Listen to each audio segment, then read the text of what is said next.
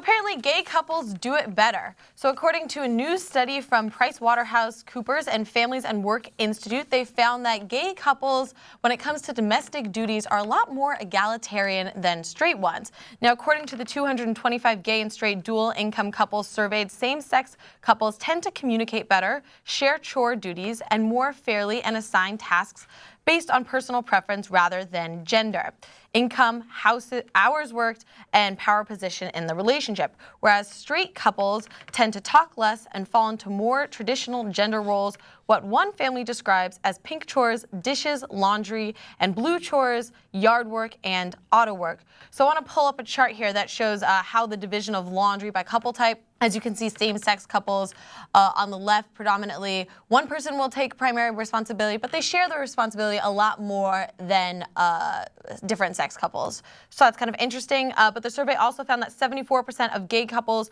share a completely even level of child raising versus 38% of the hetero contingent.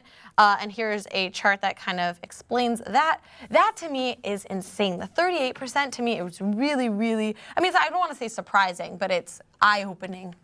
Yeah, I think there's a lot of married women who think not surprised, right, by that number. But look, obviously gay people do marriage better, and I believe in the sanctity of marriage, so I think that's it for straight people. Okay, yeah. They obviously can't handle marriage. We got to take it away from them. I mean, look, Republicans already agree, right? We should have different rules for marriage for whether you're gay or straight. If it turns out gay people are better at it, I mean, what am I going to do, right? Maybe we should be forced to get into gay marriages. Maybe. Some really fast, a little thing. Can we bring back up the division of laundry graphic? So apparently only same-sex couples can afford to hire someone to do laundry for them. I don't even know why that's on the chart. Well, that's kind of funny. No different sex couples hire a maid. But maybe because they don't like default to gender norms. They're like, okay, well, if you don't want to do it and I don't want to do it, we'll just hire somebody to do it. Yeah, plus, let's get real. The reason why a lot of advertisers love to advertise in gay publications, et cetera, which the conservatives get mad about, is because there's a lot more disposable income. Yes. So a lot of gay couples, not all, but a lot of gay couples have less kids or no kids, and so they have more disposable income, and hence they could afford to have someone do their laundry. Yeah. Which is nice. So what I want to say is I think it's interesting. We were talking about how there was the quote about the pink chores and the blue chores, and it seems like in an equal America we would probably split those 50-50 to some extent. But I think the bigger problem is not sharing the same amount of chores, regardless of the chore type. And obviously you have to factor in if one or both people actually works a full-time job. Obviously, if somebody is gone for most of the day, they're probably going to do less of the chores. But assuming that you're both working the same amount, you should be doing the same amount. But once you get down to that, I mean, there's going to definitely be some difference off into the next few decades, at the very least, in what chores people feel more comfortable doing and what they have prior training to do. And so we could certainly get those numbers to be a little bit closer, but I don't think that they're going to be 50-50 anytime soon, just because when you get down to it, as long as people were doing the same amount of chores, men and women probably don't want to do the same ones as each other. Yeah, so that's interesting. I find the fact that gay couples do it better interesting in the sense that it's more equal, and there's more harmony. They talk more. That's also super really interesting. That they communicate more about it. Right, and more communication leads to more harmony. It has a number of positive effects, not just in how you share the chores.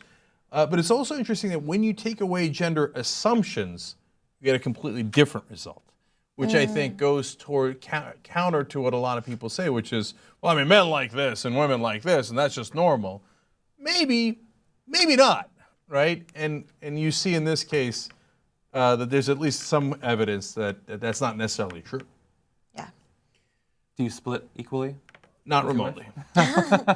Okay, and I do all the blue chores and almost none of the pink chores. Okay, but if you, no, I'm just keeping it real. That you're right. That's what happens. But if I was married to a dude, totally different story.